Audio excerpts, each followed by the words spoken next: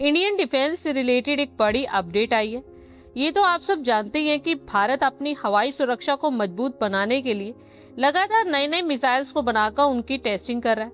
और ये टेस्टिंग हमारे पड़ोसी देशों के लिए चिंता का विषय बन चुका है। और अब जब पड़ोसी देश भी आपके मिसाइल्स और हथियारों को लेकर बात करें, तो यानी कि हम सही दिशा में काम कर रहे हैं। अब मैं आपको बताती हूँ कि मैं ऐसा क्यों बोल रही हूँ। तो बता दें कि पाकिस्तान की तरफ से पूछा गया है कि आखिर भारत अग्नि 6 बैलिस्टिक मिसाइल को क्यों बना रहा है। पाकिस्तानी सरकार की पैरवी करने वाले थिंक टैंक CISS ने एक आर्टिकल में भारत की अग्नि 6 मिसाइल प्रोग्राम को लेकर सवाल उठाए।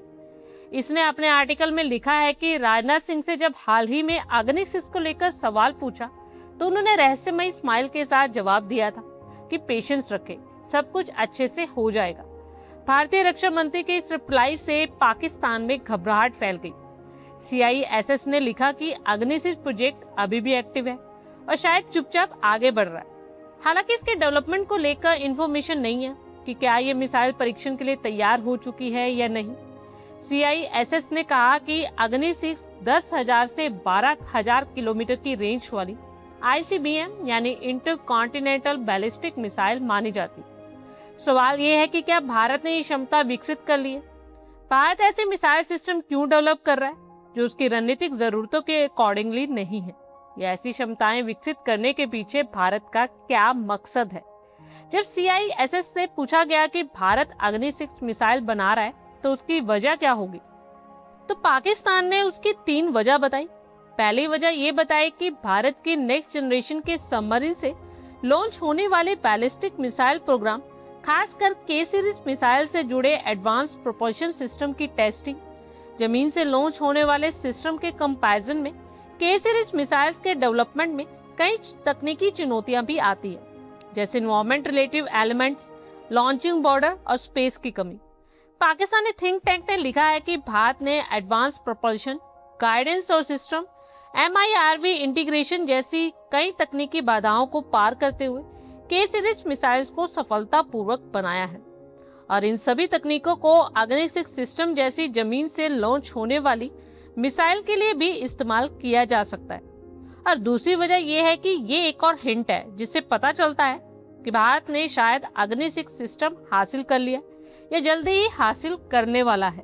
हाल ही में हुए अग्नि 6 के टेस्ट में मिसाइल का रास्ता बदलने वाली तकनीक, दिशा बदलने वाली तकनीक और बेहतर सटीकता वाली तकनीक का भारत ने प्रदर्शन किया।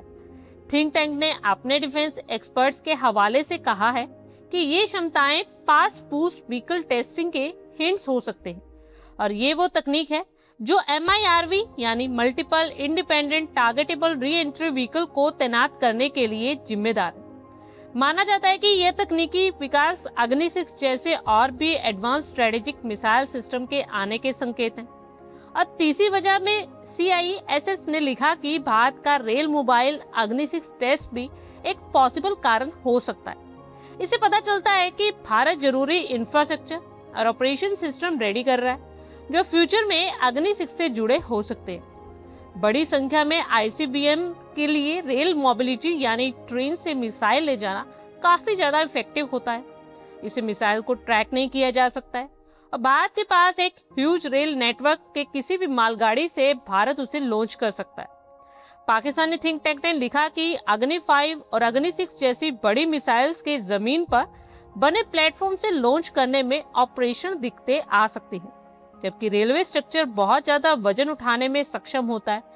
इसलिए टेक्निकल, ऑपरेशनल और पॉलिटिक्स कैपेबिलिटीज का बढ़ना यह दिखाता है कि भारत अग्नि 6 जैसे एडवांस स्ट्रेटेजिक प्रोग्राम में भारी निवेश कर रहा है। अग्नि 6 भारत की डिफेंस इंडस्ट्री का अब तक का सबसे एडवांस और बेहतरीन प्रोजेक्ट होगा।